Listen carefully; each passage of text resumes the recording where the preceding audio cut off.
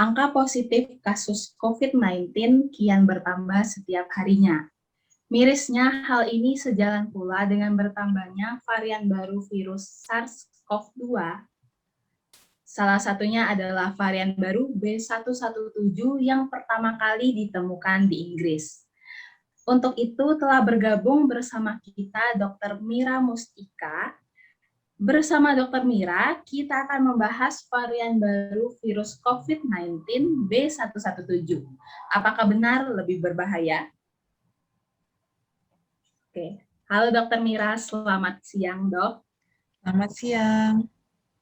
Selama ini dari pandemi ini apa aja kesibukan Dr. Mira? Selama pandemi ini aku tetap bekerja, aku kerja di klinik. Jadi dari Senin sampai Sabtu bekerja ke klinik. Udah menambah hobi baru dok sekarang? Ya karena nggak terlalu banyak keluar kayak dulu lagi, ya di sini lebih rajin masak sih jadinya. Biasa ya, sekarang orang lagi hobi-hobinya masak sih ya dok. Mm-mm. Baik, dengan Dr. Mira hari ini saya ingin Dr. Mira dapat memberikan wawasan baru buat kita semua tentang varian baru virus COVID-19 ini. Karena bisa dibilang ini kan lagi happening banget ya dok di media sosial maupun media massa. Dan tidak bisa dipungkiri kalau mutasi virus ini menimbulkan kekhawatiran buat kita semua. Baik, langsung saja. Sebenarnya, dok, apa itu virus COVID-19 varian B117 ini? Apakah bagaimana virus ini dapat terbentuk, dok? Ya. Jadi varian baru virus COVID-19 ini yang sedang kita bahas yaitu B117 itu berasal dari Inggris. Nah, COVID-19 varian B117 ini adalah salah satu varian virus COVID-19 yang telah mengalami mutasi secara struktur. Jadi kalau FYI, selain B117 dari UK ini ada juga yang dari Afrika Selatan, ada juga yang dari India. Nah, salah satunya yang dari Inggris ini.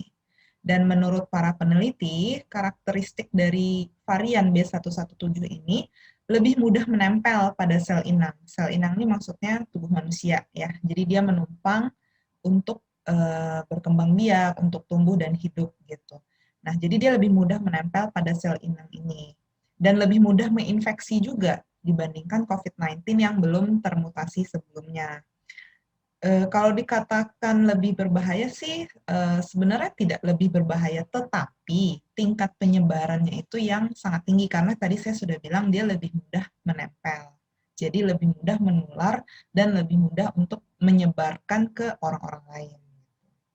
Dan COVID-19 varian B117 ini sudah ada di lumayan banyak negara juga ya, sudah ada di 37 negara dari data yang saya kumpulkan, termasuk California, gitu, Florida, di luar-luar negeri juga sudah banyak deh yang varian B117 ini. Dan semakin tidak terkontrolnya COVID-19 sekarang, akan ada kecenderungan bahwa virus ini bisa bermutasi lagi gitu. Itu yang the bad news-nya. Gitu. Oh, begitu ya, dok. Ternyata virus ini bisa dibilang dia terus bermutasi semakin karena mobilitas kita juga ya, Dokter Mira. Benar, jadi virus ini akan mengubah dirinya sendiri, beradaptasi bagaimana mereka bisa bertahan hidup gitu. Ya, salah satunya dengan mutasi secara struktur itu. Lalu, apakah penyebarannya sama seperti virus COVID-19 yang SARS-CoV-2 atau malah berbeda dan justru lebih menular, dok? Kalau cara penyebarannya untuk varian B117 ini serupa dengan penyebaran COVID-19 pada umumnya, yaitu dengan menghirup percikan ludah atau droplet dari pasien saat batuk atau bersin. Nah, selain itu juga kontak erat dengan orang yang sudah terinfeksi, maksudnya yang sedang terinfeksi ya, seperti bersentuhan, berjabat tangan, atau berbicara dengan jarak dekat tanpa menggunakan masker, itu juga bisa menularkan virus ini. Dengan benda-benda yang terkontaminasi virus, lalu kita langsung menyentuh area wajah seperti hidung, mata, mulut tanpa cuci tangan juga bisa menularkan virus. Jadi kurang lebih sama dengan COVID-19 yang SARS-CoV-2 pada umumnya, yaitu dengan cara dia menempelkan dirinya pada sel dalam tubuh kita, terutama sel paru-paru atau bagian respirasi, dan mereka akan melakukan replikasi atau membanyakkan dirinya itu dalam jumlah yang cukup besar, sehingga muncullah gejala-gejala baik yang ringan maupun berat. Jadi untuk caranya sama, tapi tingkat transmisinya ini lebih tinggi. Nah, itu yang saya katakan tadi, lebih tinggi 70% dari virus COVID-19 sebelumnya yang belum termutasi. Oh, berarti memang benar ya virus ini lebih menular dibanding varian yang lama ya, Dokter Mira? Benar. Lalu jika sudah terkena mutasi virus COVID-19 B117 ini, apa aja sih gejala yang akan kita rasakan? Atau kan banyak orang yang bilang bahkan gejala virus baru ini menimbulkan gejala yang jauh lebih parah. Apa benar, dokter? Kalau gejala yang dirasakan antara COVID-19 varian B117 dengan COVID-19 yang belum termutasi dapat dikatakan hampir sama. Cuma bedanya memang lebih mudah menular.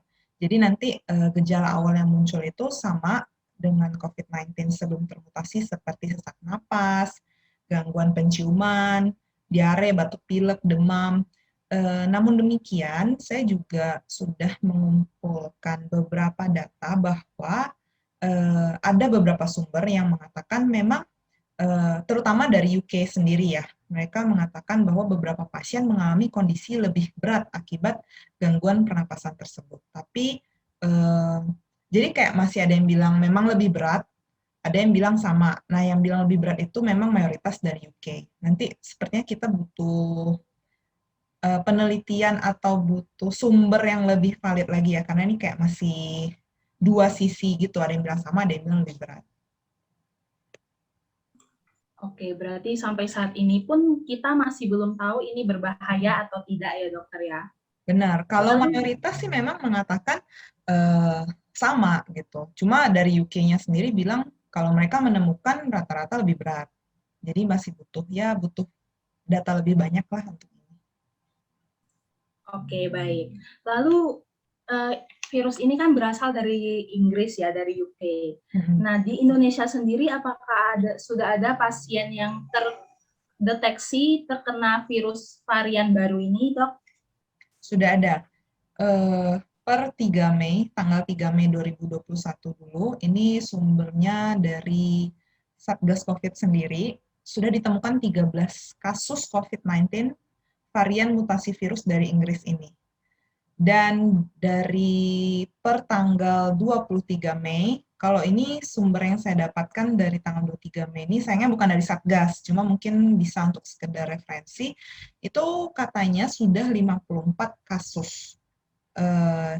Tapi 54 kasus ini maksudnya adalah varian ya, yang sudah termutasi. Untuk B117 sendiri itu 18 kasus, sementara ada yang varian dari Afrika Selatan dan dari India, masing-masing ada 4 dan 32. Tapi kalau untuk B117 sendiri sudah 18. Jadi seiring berjalannya waktu semakin meningkat gitu.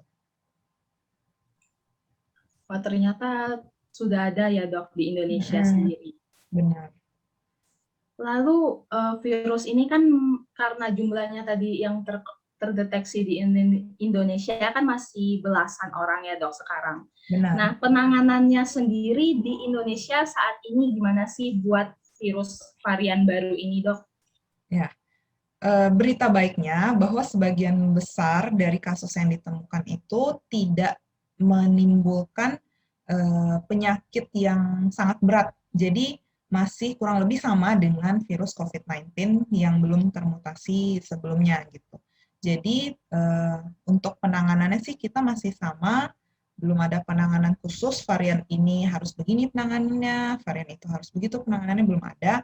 Karena kalau sejauh ini dari kasus-kasus yang kita temukan di Indonesia untuk virus yang sudah bermutasi, daya serangnya itu, penyakit yang ditimbulkannya masih kurang lebih sama.